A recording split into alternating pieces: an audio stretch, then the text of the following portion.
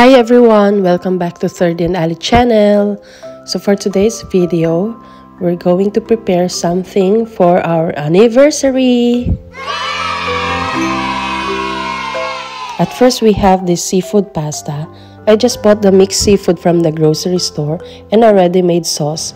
This sauce is a bolognese sauce. And when the pasta is ready and cooked, let's mix it with the sauce.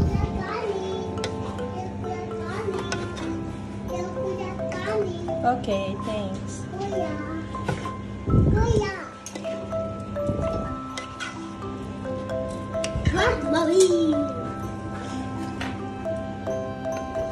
Just give it a good mix until all the sauce and the pasta and the seafood are well incorporated and it's ready to go.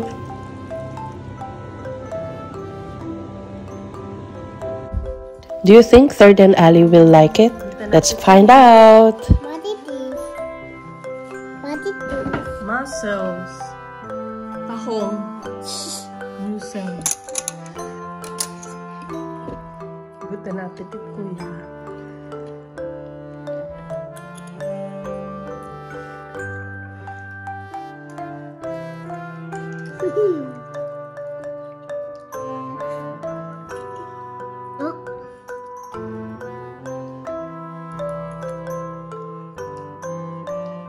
How does it taste, kuya? Good. Yummy? Good? Yes. Wow. What is really? My dear That's a squid. Yeah, shrimp and squid. onion. It's not onion, kuya. It's squid.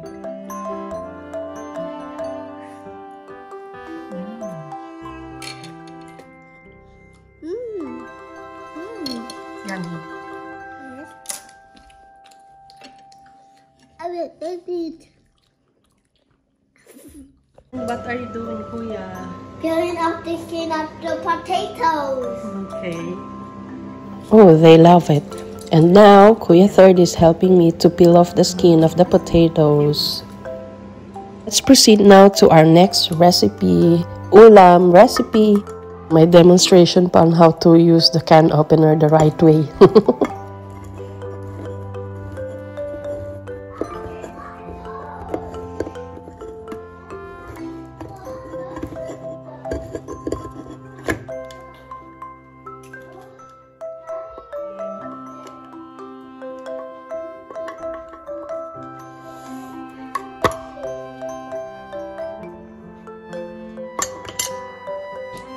Let's have now cooking oil on our pan. Then when the oil is hot, let's put our potatoes and carrots and pan-sear them.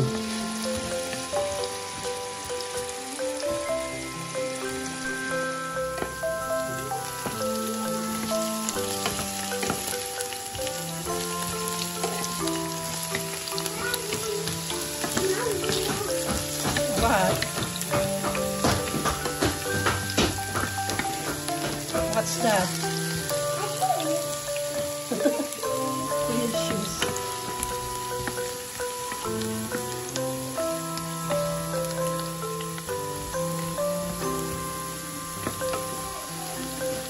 Okay na yan.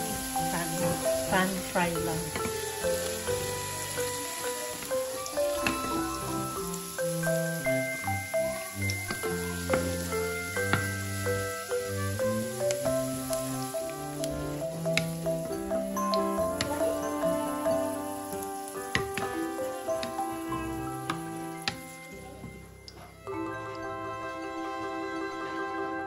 Next, let's pan-sear also our pork belly.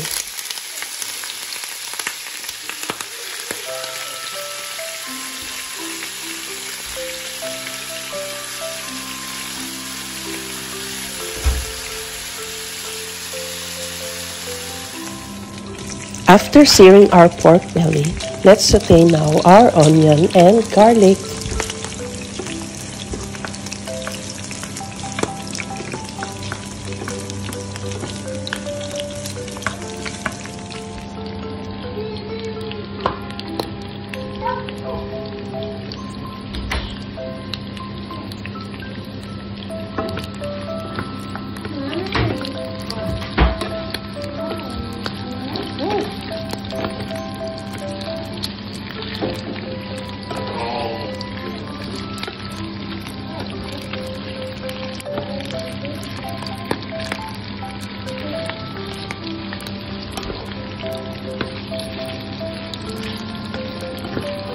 give it a stir.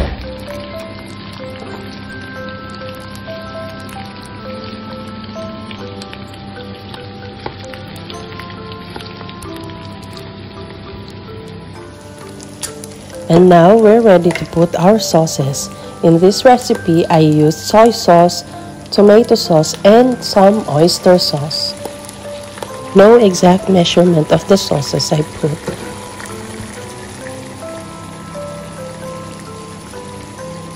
It's up to you to add more sauces if it's too bland, or if it's too salty, you can add more water.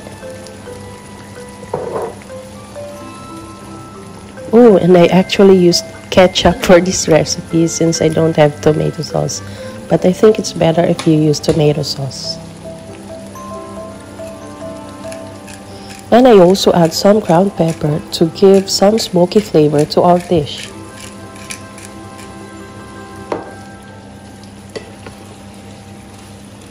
Then mix to combine all the ingredients.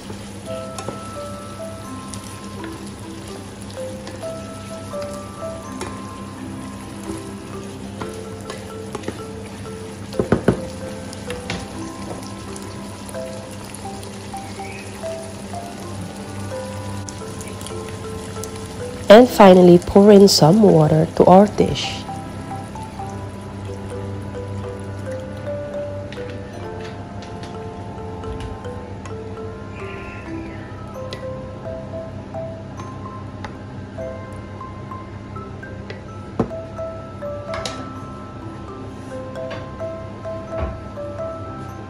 Cover and let it simmer until the meat is tender.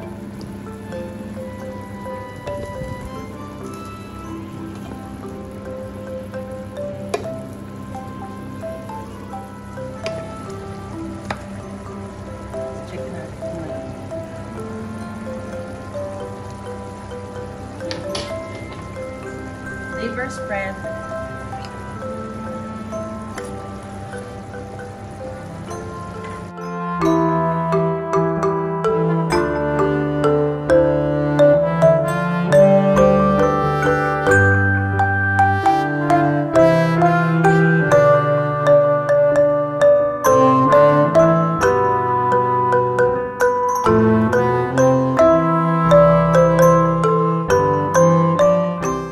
After adding our liver spread, let's put now our vegetables.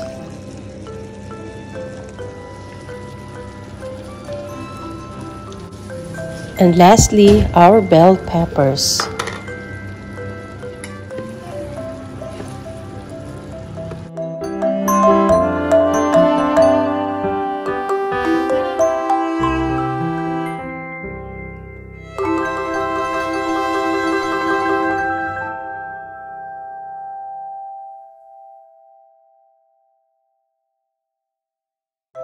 This is my version of simple pork caldereta.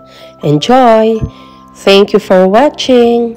Don't forget to like and subscribe. See you next time. Bye!